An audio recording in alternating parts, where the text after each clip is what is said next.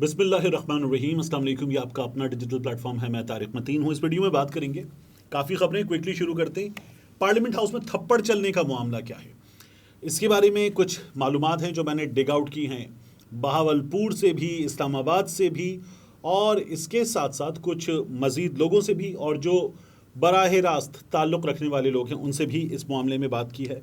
अभी आपके सामने इसकी तफसीलात रखते हैं। इसके अलावा हम रोज़ाना देख रहे हैं 1 2 3 4 लोग पाकिस्तान तहरीक इंसाफ छोड़ रहे हैं। ऐसे में ये खबरें रूटीन की खबरें हो गई, कोई नहीं छोड़े तो ये खबर बनती है। लेकिन कुछ खबरें इन मामलात में बहुत अनयूजुअल हैं। जैसे फैसल वाउडा ने बताया कि कराची में उनके घर में कुछ लोग आकर छुपे, पाकिस्तान तहरीक इंसाफ के जो रूपोश थे वो उनके घर में आकर छुपे। ये फैसल वाउडा ने मीडिया से बात करते हुए कर दी। ऐसे ही एक मामले की खबर आ रही है फैसलाबाद से। क्या हुआ है ये भी मैं अभी आपके सामने रखूँगा, दिलचस्प मामला है। और दूसरा, पाकिस्तान तहरीक इंसाफ के लिए इन दिनों में बहुत कुछ सोचने का मौका है। बहुत टफ टाइम है, इससे निकला भी जा सकता है, इसमें मज़ीद मुश्किलात भी पेश आ सकती हैं, लेकिन बहुत कुछ सीखने का मौका पाकिस्तान तहरीक इंसाफ के लिए इन दिनों में बहुत ज़रूर है। इसकी भी बात करते हैं। सबसे पहले जो थप्पड़ का मामला, इसकी बात कर लेते हैं। ये मामला है मखदूम समीउल हसन गिलानी का। ये बहावलपुर के नज़दीक अहमदपुर शर्किया से MNA हैं। इनकी ज़मीनें हैं, ज़मींदार हैं, और जिस तरह हमारे सियासतदान होते हैं आमतौर पर, एक तगड़ा पैसे वाला आदमी, ये उसी तरह की शख्सियत है। और अपने इलाके में इनका अच्छा असर व रसूख है। पाकिस्तान तहरीक इंसाफ के MNA साहब जो हैं, इनका फूड डिपार्टमेंट से एक झगड़ा चल रहा है गुज़श्ता कुछ दिनों से।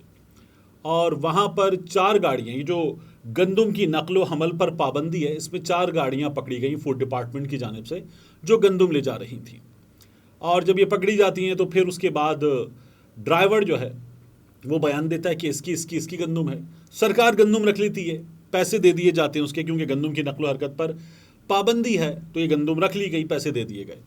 पैसे गलत आदमी को दे दिए गए। कुछ इस तरह का एक मामला आया सामने, और इस मामले में एक गाड़ी गालिबन मखदूम गिलानी साहब की जो है वो भी पकड़ी गई। अब समीउल हसन गिलानी साहब जो हैं उनसे भी मेरी बात हुई। क्या कहते हैं वो, उससे पहले मैं आपको बताऊं कि फूड डिपार्टमेंट का गिलानी साहब से हो गया झगड़ा, और ये झगड़ा बिगड़ा और पर्सनल हो गया। ये लोकल जो हमारे सहाफ़ी दोस्त हैं उनका कहना है। अब इस मामले में 2 लोग थे, एक कदीर और एक हरबंस सिंह, सिंध से ताल्लुक़। तो ये लोग जो थे, इनका मामला था नईम गिलानी साहब का फूड डिपार्टमेंट से झगड़ा हो गया गंदम की स्मगलिंग के इस मामले में। और नईम गिलानी साहब जो हैं वो फूड डिपार्टमेंट पर इल्ज़ाम लगाते हैं कि ये मेरे ख़िलाफ़ पर्सनल लोग हैं। फूड डिपार्टमेंट का कहना है कि गंदम की स्मगलिंग में मुलव्वस हैं। ये कहानी का एक छोटा सा खुलासा है। तो ये मामला पार्लियामेंट हाउस तक पहुँचा, और फूड इंस्पेक्टर साहब जो हैं, आसिफ नाम है इनका, ये पार्लियामेंट हाउस में थे। वहाँ पर गिलानी साहब से और उनके अमले से, उनके लोगों से इनकी बहस वगैरह हुई, और वहाँ पर बाज़ इत्तलात के मुताबिक इनको हरास करके धक्के वक्के दिए गए। बाज़ इत्तलात ये हैं कि इनको थप्पड़ मारे गए। आसिफ साहब कहते हैं इतने तशद्दुद किया गया, ज़दोकोब किया गया। गिलानी साहब से मेरी बात हुई। गिलानी साहब का ये कहना है कि थप्पड़ मारने की, हाथ उठाने की बात गलत है, ऐसा कुछ भी नहीं हुआ है। लेकिन खबर ये आ रही है कि हाथ उठाया गया और थप्पड़ मारे गए। जाहिद गिशकोरी साहब हमारे दोस्त हैं। जाहिद गिशकोरी साहब ने ये कहा है कि थप्पड़ मारे गए और दोनों जानिब से मारे गए। पहले गिलानी साहब की जानिब से फूड इंस्पेक्टर साहब को थप्पड़ मारे गए, और फिर जवाबन फूड इंस्पेक्टर साहब जो हैं उनकी जानिब से भी हाथ उठाया गया। कुछ दोस्त ये बता रहे हैं कि मामला ऐसा नहीं है। इस मामले का फ़ैसला कैसे होगा? इस मामले का फ़ैसला होगा CCTV फुटेज के ज़रिए, जो ज़ाहिर है कि पार्लियामेंट हाउस में मौजूद है। पार्लियामेंट हाउस है, कोई आम सी जगह तो है नहीं, तो इसलिए वहाँ पर उस CCTV फुटेज से इसका फ़ैसला किया जा सकता है। एक सरकारी मुलाजिम पर अगर हाथ उठाया गया है, एक MNA पर अगर हाथ उठाया गया है। गिलानी साहब इस मामले से इनकारी हैं। मैंने ख़बर को पूरी तरह से जानने के लिए उनसे रब्ता किया था। इसके अलावा मैं आपको बताऊँ उस PTI रहनुमा के बारे में जो नून लीग के एक वज़ीर, माजी के वज़ीर और मुस्लिम लीग नून के बहुत अहम रहनुमा के घर छुपा रहा। ये हमने फैसल वाउडा साहब के मामले में तो मैंने आपको बताया था, देखा। लेकिन हुआ ये कि जो वज़ीर हैं ये बहुत अहम वज़ीर हैं, ये मियाँ नवाज़ शरीफ के बहुत करीब हैं। ये मरीम नवाज़ शरीफ साहिबा के शरीफ फैमिली के बहुत करीब उनके रिश्तेदार भी हैं। और ये वज़ीर जो हैं ये अभी, इसके अलावा मैं आपको बताऊं, ये जो पाकिस्तान तहरीक इंसाफ के रहनुमा के नून लीगी वज़ीर के घर में रूपोश होने का मामला है। पाकिस्तान तहरीक इंसाफ के बाज़ लोग जो हैं वो मंजर से गायब हैं, छुपे हुए हैं। तो ये जो साहब हैं पाकिस्तान तहरीक इंसाफ के, ये नून लीगी एक वज़ीर के घर से बरामद किए गए। और बरामद कैसे किए गए ये एक लंबी कहानी है, लेकिन ये वहाँ पर रूपोश रहे। तो इनके वज़ीर से ताल्लुकात हैं, पाकिस्तान तहरीक इंसाफ में है। ये पहले पाकिस्तान पीपल्स पार्टी में थे, लेकिन ये छुप गए जाकर और छुपे अपने दोस्त नून लीगी साबिक वज़ीर के घर में। और ये साबिक वज़ीर मियाँ नवाज़ शरीफ के बड़े करीब हैं, मरीम नवाज़ शरीफ साहिबा की गुड बुक में हैं। और ये वज़ीर साहब जो हैं ये मुल्क से बाहर भी काफ़ी अर्सा रहे हैं। फैसलाबाद से इनका ताल्लुक़ है, राना सनाउल्ला साहब से इनकी नहीं बनती, तो आप समझ गए कि मैं किसकी बात कर रहा हूँ।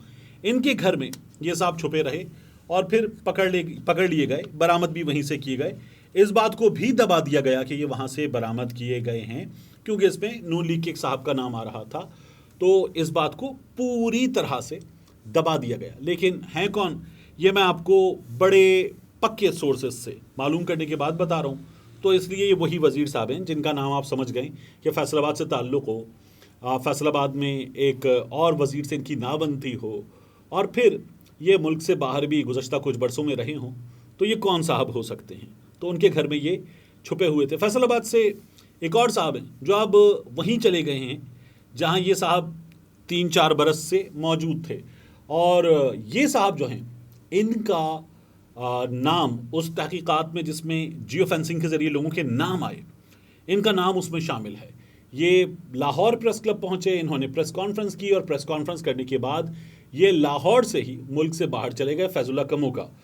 तो ये पाकिस्तान से बाहर जा चुके हैं। हालांकि तहकीकात में इनके ख़िलाफ़ काफ़ी शवाहिद जो है वो सामने आ गए, लेकिन अब ये मुल्क से बाहर जा चुके हैं। हमारे यहाँ ये सब कुछ हो जाता है। तीसरा, मुझे इस वीडियो में आपसे बात करनी है उस्मान बुज़दार के बारे में। उस्मान बुज़दार की केस में क्या हुआ? इमरान खान साहब ने उनको जब वज़ीर आला बनाया, अपनी जमात के लोगों से मुखालिफत मोल ली, स्टैब्लिशमेंट की मुखालिफत मोल ली, और मुखालिफिन ने भी बड़ा मजाक उड़ाया, मीडिया भी मुसलसल मजाक उड़ाता रहा। इमरान खान साहब उनके नाम पर डटे रहे, अड़े रहे, उनको चेंज नहीं किया। हालात बिगड़ गई, खबर आ गई कि उनको चेंज किया जा रहा है, तब भी चेंज नहीं किया था। फिर परवेज़ इलाही साहब को लाना पड़ा, तब लेकर आए परवेज़ इलाही साहब को इमरान खान साहब। तो उस्मान बुज़दार साहब भी आज पार्टी छोड़ गए। ये वो चीज़ें हैं जिनमें इमरान खान साहब के लिए सबक है। मुश्किल हालात आ जाते हैं जमातों पर, जमातें मुश्किल हालात से निकल भी जाती हैं। इमरान खान साहब के केस में लोग कह रहे हैं कि निकलना भी बहुत मुश्किल है, लेकिन हमारी सियासत में कुछ भी मुमकिन है। इमरान खान साहब इससे निकल भी सकते हैं। 9 मई के वाक़यात छोटी चीज़ नहीं है, लेकिन इमरान खान साहब इनसे मुमकिन है निकल जाएं। ये किस रुख पर जाएंगे गायब का इल्म अल्लाह ताला को है, लेकिन इमरान खान साहब निकल भी सकते हैं सूरत हाल से। मगर इमरान खान साहब को सोचना पड़ेगा कि ऐसे लोग जिनके बारे में वो ये फैसला कर चुके थे कि ये तो बिल्कुल नहीं हटाया जाएगा, ये मेरा पक्का खिलाड़ी है, वसीम अकरम प्लस। इसी तरह से इमरान खान साहब ने परवेज़ खटक साहब को जो सबसे अहम मौका दिया था वो भी छोड़ गए, वज़ीर आला उस्मान बुज़दार भी छोड़ गए।